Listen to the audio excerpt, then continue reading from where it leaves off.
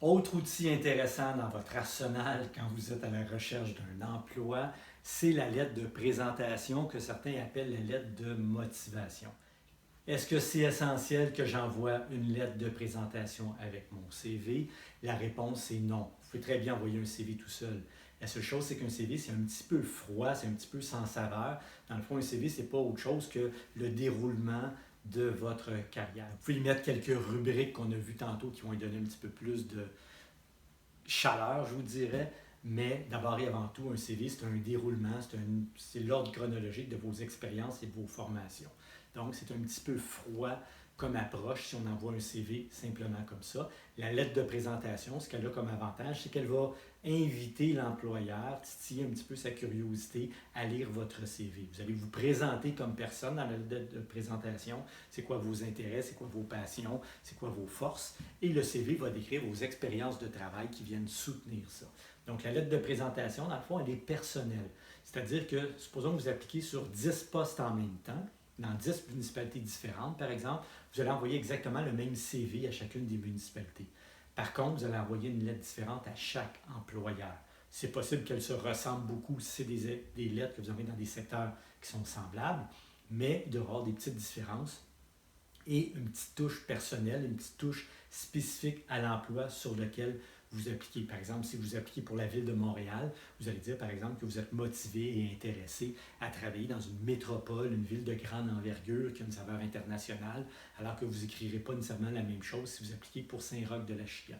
C'est un exemple, mais juste pour dire, la lettre de présentation, elle est vraiment spécifique à chacun des emplois. Donc, je répète, vous appliquez sur 5 postes, 5 entreprises différentes, vous allez envoyer 5 fois le même CV, mais une lettre différente à chaque employeur.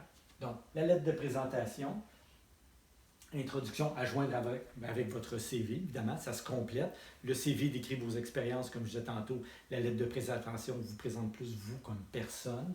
C'est qui vous êtes, qu'est-ce que vous aimez, c'est quoi vos passions, vos intérêts. Donc, à joindre avec votre CV.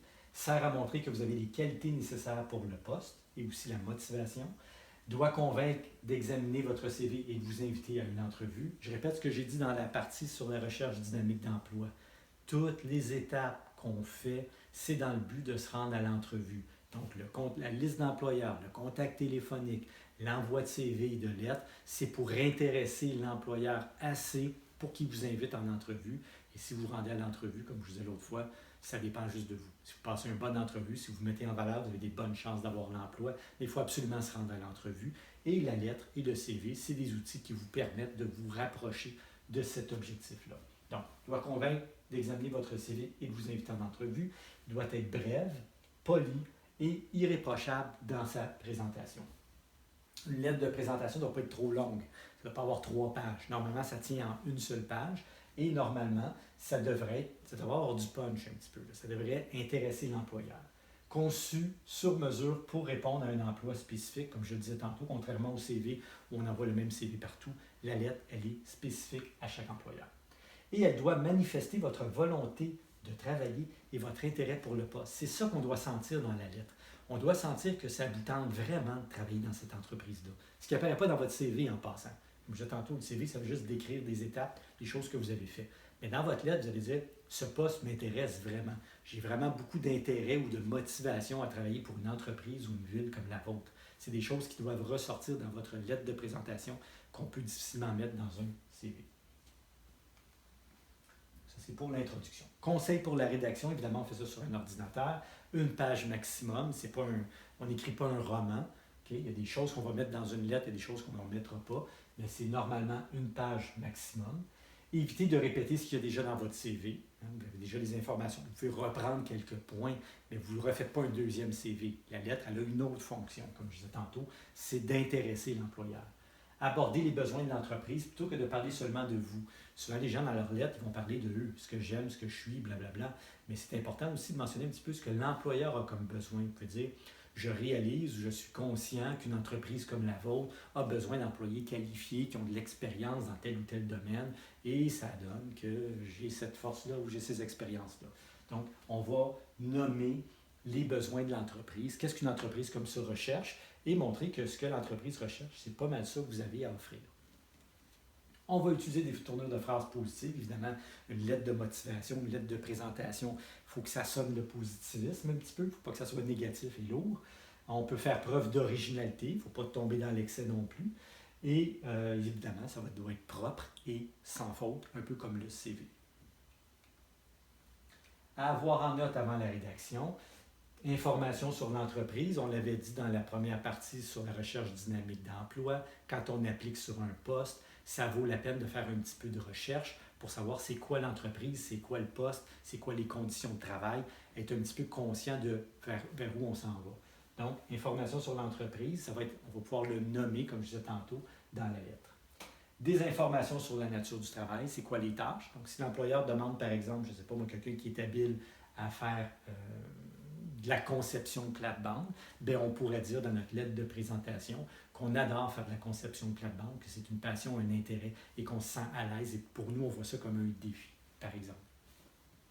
Ce qui vous intéresse, encore une fois, vous allez montrer votre intérêt, votre passion pour différents aspects de l'horticulture. Vos expériences et compétences hors CV. Il y a déjà des choses que vous avez mises dans votre CV. Si vous avez d'autres expériences qui ont rapport à cet emploi-là, par exemple, je ne sais pas, moi, je travaille dans une municipalité, puis à entretenir, où il y a une section de jardin potager, où vous allez faire un peu de conseil ou d'entretien, bien, vous pouvez me dire, par exemple, que vous avez de l'expérience dans les jardins potagers, vous avez fait des jardins potagers quand vous étiez jeune avec votre grand-mère ou peu importe, ça se met dans une lettre de présentation. Et finalement, nom et fonction du réceptaire. Il faut savoir évidemment à qui on envoie la lettre et son poste. On va voir ça tantôt dans les différents modèles de lettres de présentation.